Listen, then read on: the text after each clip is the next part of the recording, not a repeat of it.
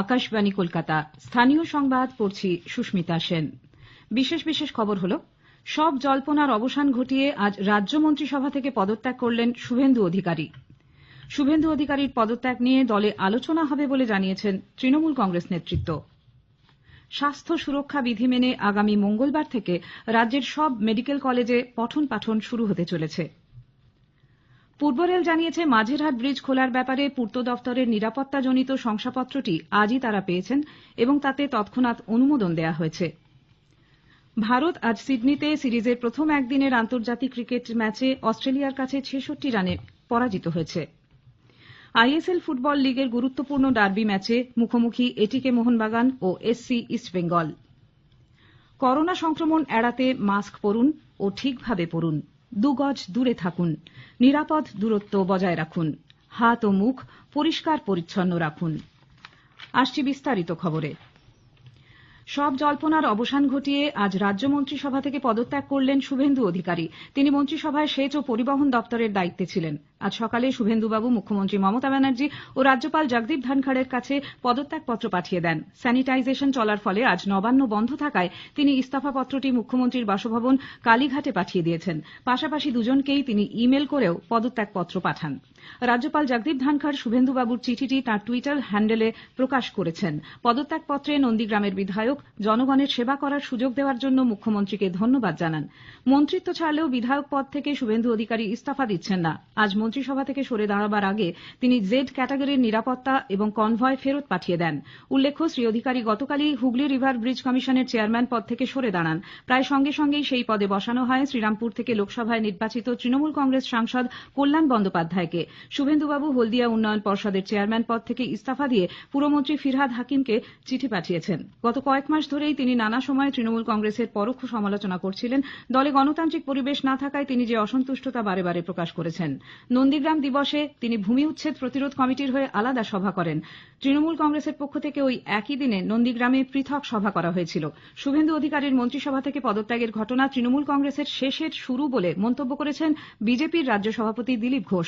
উত্তর ২৪ পরগনার গোপালনগরে সাংবাদিকদের প্রশ্নের উত্তরে দিলীপবাবু বলেন, শুভেন্দুবাবু মন্ত্রিত্ব পদত্যাগ করেছেন, এটা কোনো এখন অভাবিত নয়। টিএমসি থেকে অনেক নেতা এইভাবে চলে আসবেন, কয়েকজন এমএলএ এমপি চলে এসছেন, বাকি নেতারাও চলে আসবেন। কারণ ওই পার্টিতে কোনো ভদ্রলোক থাকতে পারে না, কোনো গণতন্ত্র নাই, স্বাধীনতার সম্মান নাই। তাই যারা পশ্চিমবাংলার পরিবর্তনের লড়াই করতে চান তারা আসুন, আমরা তাদেরকে যোগ্য সম্মান দেবো। সেই জন্য এটা সূচনা করছে যে টিএমসি শেষে শুরু হয়ে গেছে।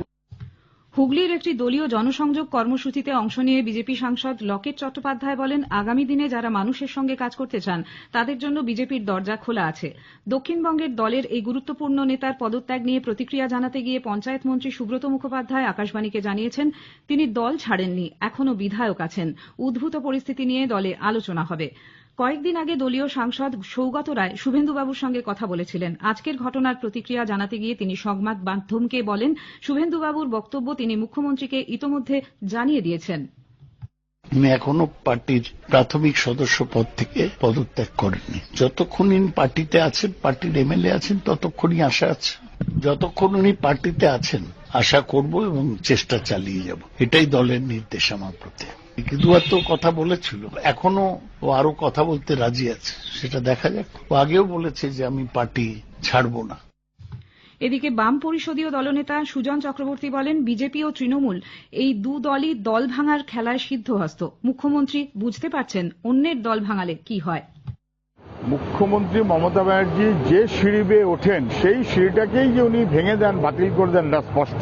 শুভেন্দুবাবু দলের প্রথম দিন থেকে আছেন, তিনিও দলের মধ্যে আর থাকতে পারলেন না। পুরনো তৃণমূলের কর্মীদের কোনো মর্যাদা দলের মধ্যে নেই, কিন্তু রাজ্যটাকেই 10 বছর ধরে যে সর্বনাশ করা হলো এটা কিন্তু স্পষ্ট। তৃণমূলের পুরনো লোকেরাও কেউ আর তৃণমূলে থাকতে চাইছে না। শুভেন্দু অধিকারীর পদত্যাগের ঘটনা নিয়ে প্রদেশ কংগ্রেস সভাপতি অধীর রঞ্জন চৌধুরী বলেছেন, তাদের অন্তর্জলী যাত্রা শুরু হয়েছে। 2021-এ তৃণমূল কংগ্রেস নিশ্চিহ্ন হয়ে যাবে। পূর্ব মেদিনীপুরের মহিষাদলে আগামী রবিবার শুভেন্দু অধিকারী একটি অরাজনৈতিক অনুষ্ঠানে যোগ দেবেন বলে আগেই জানিয়েছিলেন। ওই অনুষ্ঠানে তিনি তার ভবিষ্যৎ পদক্ষেপ ঘোষণা করেন কিনা সেদিকে সকলের নজর রয়েছে। এদিকে শুভেন্দু অধিকারীর পদক্ষেপ নিয়ে তার বাবা তথা দলের সাংসদ শিশির অধিকারী জানান, তিনি স্বতন্ত্র রাজনৈতিক ব্যক্তিত্ব। একটি প্রতিবেদন। তৃণমূল কংগ্রেসের বিধায়ক শুভেন্দু অধিকারী তার মন্ত্রিত্ব থেকে আজ ইস্তফা দিয়েছেন, তবে তিনি বিধায়ক পদ থেকে ইস্তফা এখনো দেননি। এ ব্যাপারে দলের জেলা সভাপতি শিশির অধিকারী জানিয়েছেন, দলের হাইকমান্ড এ ব্যাপারে যা বলার বলবেন। শুভেন্দুবাবু একজন আলাদা ব্যক্তিত্ব। অন্যদিকে দলের জেলা কোঅর্ডিনেটর অখিল গিরি বলেছেন, সরকারি পদ ছিল, তিনি ছেড়েছেন, কেন ছেড়েছেন তিনিই বলতে পারবেন। তবে আগামী দিনে শুভেন্দু অধিকারী দল ছাড়বেন নাকি অন্য দলে যাবেন বা আলাদা কিছু ভাবছেন সেরকম কোনো ইঙ্গিত এখনো স্পষ্ট নয়। কি করবেন তার জন্য অপেক্ষা করতে হবে। মনিকা দাস, আকাশবাণী সংবাদ, পূর্ব মেদিনীপুর। এদিকে দিল্লিতে কৈলাস বিজয়বর্গীয়র উপস্থিতিতে বিজেপিতে যোগ দিলেন কোচবিহার দক্ষিণ কেন্দ্রের তৃণমূল কংগ্রেস বিধায়ক মিহির গোস্বামী। দলের সদস্য পদে ইস্তফা দেওয়ার কথা জানিয়েছেন তিনি। বলেছেন, তৃণমূলে অনাচারের এবং উত্তরবঙ্গের প্রতি উপেক্ষার প্রতিবাদেই তাঁর এই দলত্যাগ। প্রধানমন্ত্রীর নেতৃত্বে সুদিন আসবে বলে আশাবাদী তিনি। করোনা আবহের মধ্যেই সব ধরনের স্বাস্থ্য সুরক্ষা বিধি মেনে আগামী মঙ্গলবার থেকে রাজ্যের সব মেডিকেল কলেজে ক্লাসরুমে গিয়ে পঠন পাঠন শুরু হতে চলেছে।